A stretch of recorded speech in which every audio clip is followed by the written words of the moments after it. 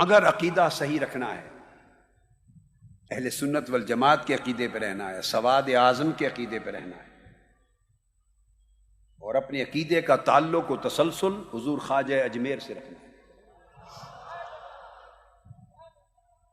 حضور سرکار غوث العظم شیخ عبد القادر جیلانی سے رکھنا ہے، حضرت شاہ نقشبند سے رکھنا ہے، حضرت مجدد الفسانی سے، حضرت شیخ سورورد سے، حضرت امام ابو الحسن الشاذلی سے، شیخ احمد سید الرفاعی سے، اولیاء سے رکھنا ہے، اور اکابر ائمہ علماء اعلام سے رکھنا ہے، اعلیٰ حضرت مولانا شاہ احمد رضا خان بریلوی رحمہ اللہ تعالیٰ سے رکھنا ہے، حضرت شاہ ولی اللہ محدث دہلوی سے رکھنا ہے، حضرت شاہ عبدالعزیز محدث دہلوی سے رکھنا ہے، حضرت شیخ عبد الحق محدث دہلوی سے رکھنا ہے، حضرت مجدد الفسانی سے رکھنا ہے، امام سیوطی سے رکھنا ہے، امام قسطلانی سے رکھنا ہے، امام عسقلانی سے رکھنا ہے، حضرت امام یوسف بن اسماعیل نبہانی سے رکھنا ہے جو عالم عرب کے اعلیٰ حضرت تھے ایک ہی زمانے میں، کہ پھر قاضی ایاز سے تعلق رکھنا ہے، امام غزالی سے تعلق رکھنا ہے، امام رازی سے تعلق رکھنا ہے، اعلیٰ حضرت القیاس جتنے ائمہ مفسرین، امام خازن ہیں، امام بغوی ہیں، امام آلوسی ہیں، صاحب روح البیان، جتنے ہر دور کے محدث، مفسر، فقیہ، مجتہد علماء اور ائمہ اہل سنت کے، ان سے تعلق رکھنا ہے، تو پھر ہمیں انہی کے علمی نقش قدم پہ چلنا ہوگا۔ جن چیزوں پر عقیدہ اہل سنت کی ترکیز ہے اور ہمیشہ ترکیز رہی ہے، ہمیشہ ترکیز رہی ہے، یاد رکھ لیں، یہ نام اہل سنت ہے۔ 1400 سال سے بڑے بڑے اکابر ہوئے، مگر اہل سنت کا نام بدل کر کسی بڑی سے بڑی شخصیت کے ساتھ مسلک کے نام کو نہیں جوڑا گیا۔ آپ میری بات کو سمجھیں، مسلک کے نام کو نہیں جوڑا گیا۔ حضور خواجہ اجمیر بھی تھے، مگر اس مسلک کو مسلک اجمیریہ نہیں کہتے، اہل سنت ہی کہتے۔ خواجہ نظام الدین اولیاء بھی تھے، قطب الدین بختیار کاکی بھی تھے، داتا گنج بخش علی حجویری بھی تھے، مگر عقیدہ اہل سنت ہی رہا، مسلک حجویریہ نہیں بنا، مسلک نظامیہ نہیں بنا، مسلک نبہانیہ نہیں بنا امام نبہانی سے، مسلک سیوطیہ نہیں بنا امام جلال الدین سیوطی سے۔ آپ میری بات کو سمجھ، مسلک عسقلانیہ نہیں بنا، مسلک قسطلانیہ نہیں بنا، امام عینی سے مسلک عینیہ نہیں بنا، قاضی ایاز سے مسلک ایازیہ نہیں بنا۔ امت میں بڑے بڑے اکابر ائمہ آئے، محدثین آئے، مفسرین آئے، تاریخ بھری پڑی ہے روشن ستاروں سے، مگر اہل سنت کا ایک وتیرہ رہا، بڑی سے بڑی کسی شخصیت کے نام پر مسلک کو معنون نہیں کیا۔ حضور علیہ السلام نے فرمایا تھا ما انا علیہ و اصحابی، مسلک عقیدہ وہ جس پر میں اور میرے صحابہ، میں سے مراد حضور کی سنت اور صحابہ سے مراد جماعت صحابہ، یہ نام آقا علیہ السلام نے رکھ دیا تھا اہل السنت والجماعہ۔ اب قیامت تک اس مسلک کا نام بدلنا حضور کے رکھے ہوئے نام سے انحراف کرنے کے مترادف ہے، آقا علیہ السلام سے انحراف کرنے کے مترادف ہے۔ اگر آپ یہ کرنا شروع کر دیں، نسبت اساتذہ جو چاہیں آپ کے ہوں، میرے بھی ہیں، شیوخ جو چاہیں ہوں، جس سلسلے سے چاہیں منسلک ہوں، جس مدرسہ میں چاہیں پڑھیں، میں اصول سمجھا رہا ہوں آپ کو انڈیا میں، جس کسی عالم اور بزرگ سے چاہیں عقیدت رکھیں، یہ سب کچھ جائز ہے، مگر مسلک کا عنوان کسی بھی شخصیت، استاد اور شیخ اور پیر اس کے نام پر معنون نہیں ہو سکتا۔ جو کرے گا وہ سواد اعظم کو چھوٹا سا فرقہ بنانے کی سازش کرے گا، وہ اہل سنت کے ساتھ دشمنی کرے گا، اور اہل سنت کو امت مسلمہ کے 72 فرقوں میں شامل کرنا چاہے گا، 72 فرقوں میں شامل کرے گا، جو اہل سنت کے عنوان کی بجائے کوئی اور عنوان لگانا چاہے گا۔ آقا علیہ السلام نے فرمایا یہود میں 71 فرقے ہوئے، نصارہ میں 72 فرقے ہوئے حدیث پاک، میری امت میں 73 فرقے ہوں گے، جتنے فرقے ہوں گے جہنم میں جائیں گے، اور جو جنتی ہوگا وہ ملت ہوگی۔ صحابہ کرام نے پوچھا یا رسول اللہ وہ کون ہے؟ فرمایا الجماع، وہ فرقہ نہیں ہوگا، وہ جماعت ہوگی۔ السواد العظم، وہ میری امت کی اکثریت ہوگی، وہ فرقہ نہیں ہوگا۔ اس لیے میں عمر بھر فرقہ پرستی کے خاتمے کی بات کرتا ہوں، اس لیے کہ فرقے جہنم میں لے جاتے ہیں، جماعت اہل سنت ہو یا سواد اعظم یہ جنت میں لے جاتا ہے۔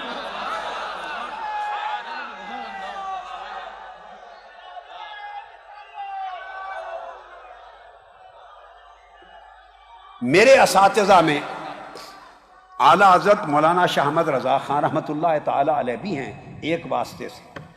میرے اساتذہ میں حضرت مولانا عبدالحی بحر العلوم مولانا عبدالحی فرنگی محلی بھی ہیں، حضرت مولانا عبدالباقی محدث لکھنوی کے طریق سے۔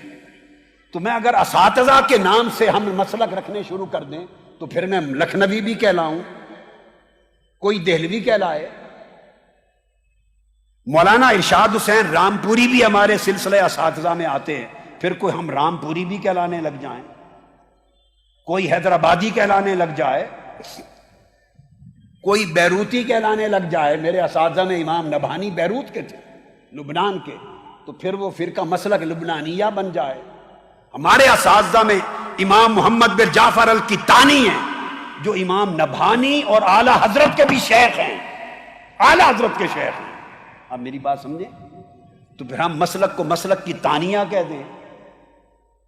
شیخ محمد المکی الکتانی شیخ محمد الفاتح الکتانی ہیں، فاس کے اکابر ہیں، شنقیط کے اکابر ہیں، مکہ اور مدینہ کے اکابر ہیں، محدثین ہیں جگہ جگہ کے۔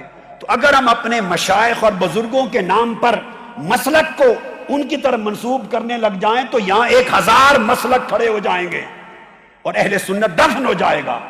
لہذا اہل سنت کی پہچان کے لیے میری پہلی نصیحت یہ ہے ہند والو کہ مسلک کی کوئی نسبت کسی شخصیت کی طرف نہ کریں، نہ کسی مدرسہ کی طرف کریں، نہ کسی پیر کی طرف کریں، نہ کسی خانوادے کی طرف کریں، نہ کسی شہر کی طرف کریں۔ مسلک کی نسبت صرف مصطفیٰ کی طرف اور جماعت صحابہ کی طرف رہے گی۔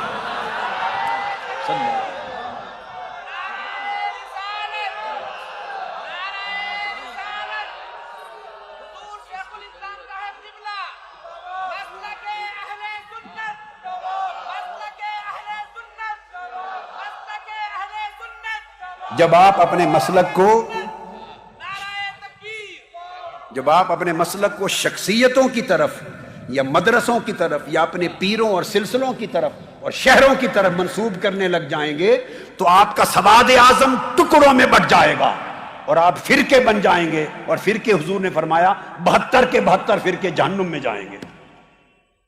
جنت میں فرقہ کوئی نہیں جائے گا، جنت میں تو سواد اعظم جائے گا اگر جماعت رہے گی، امت کی اکثریت رہے گی۔ پھر پاکستان اور ہندوستان والوں یہ سمجھو کہ جو گورکھ دھندے آپ کے ہیں، جو مسائل آپ کے ہیں، جن باتوں پر آپ فتوے لیے پھرتے ہیں، انہیں ہندوستان سے باہر تو ان باتوں کو جانتا ہی کوئی نہیں۔ وہ اہل سنت جو ملک کے شام میں رہتے ہیں ان پر کیا کہیں گے؟ وہ جو مصر میں کل اہل سنت ہیں ان پر کیا فتویٰ لگائیں گے؟ وہ سنی ہیں یا نہیں؟ وہ فلاں کے بارے میں کیا کہتے ہیں، فلاں کے بارے وہ فلاں بلا کو جانتے ہی نہیں۔ اردن و فلسطین میں اہل سنت ہے کیا کہیں گے؟ عراق میں اہل سنت ہے ان پر کیا کہیں گے؟ ان کو تو پتہ ہی نہیں۔ یہ ہمارے ہند کے معاملات ہیں، تو ہندوستان کو مسلک اہل سنت کے اوپر نہ چڑھاؤ، مسلک کو ساری دنیا کے اوپر رہنے دو۔ میری بات سمجھیں آپ؟ مسلک کو ہند، سندھ اور پاکستان اور بنگلہ دیش سے اوپر نہ کرو، نہ علاقے کو نہ بڑھاؤ، چونکہ مسلک تو مغرب میں بھی اہل سنت، سوڈان میں بھی اہل سنت، لیبیا میں بھی اہل سنت، لیبیا کے بعد الجزائر میں بھی اہل سنت، ٹیونس میں بھی اہل سنت، عراق اور فلسطین اور اردن میں بھی اہل سنت، ملائیشیا انڈونیشیا میں بھی اہل سنت۔ ارے اہل سنت کا عقیدہ آقا کا میلاد ماننے والوں کا عقیدہ، حضور کی غلامی محبت کا دم بھرنے والوں کا عقیدہ تو دنیا کی 50 مسلمان ریاستوں میں ہے۔ بلکہ 56 میں سے کم از کم 52 اسلامی ریاستوں میں ہے، وہ تو ہمارے انڈیا کے معاملات سے واقف ہی نہیں، انہیں تو یہاں کی بولی نہیں آتی، یہاں کے مسائل سے واقف نہیں۔ اگر آپ مسلک کے فیصلوں کے لیے یہاں کے گورکھ دھندے اور فتوے اور پمفلٹ اور تماشا شروع کر دیں گے تو ساری امت کہاں جائے گی؟ لہذا مسلک کی ایسی تعبیر کرو جو پوری امت مسلمہ کو قبول ہو اور ساری امت میں اہل سنت ایک ہی دھارے میں نظر آئیں، تاکہ اہل سنت سمندر نظر آئے، چھوٹے چھوٹے ندی نالے نہ بن جائیں۔ اہل سنت اس کر دی۔ بڑی بڑی ہستیاں ہر دور میں ہوئیں، مگر کسی زمانے کے مسلمانوں نے اپنے دور کے بڑے سے بڑے امام اور مجدد اور بڑی سے بڑی ہستی کے نام کے ساتھ مسلک کو بولیے نہیں جوڑا۔ اگر ہم جوڑیں گے تو ہم بدعت کے مرتکب ہوں گے، انحراف کے مرتکب ہوں گے۔ اس کا مطلب صرف ہمیں اپنی دکانداریاں چمکانے سے دلچسپی ہے، مصطفیٰ کے دین سے کوئی دلچسپی نہیں۔ ہمیں اپنے دھندے اور کاروبار سے تعجب ہے، اپنا پیسہ ٹکا جیب میں ڈالنے سے، اپنی دکان چمکانے سے غرض ہے، نہ مسلک سے دلچسپی ہے، نہ مصطفیٰ کے دین سے دلچسپی ہے۔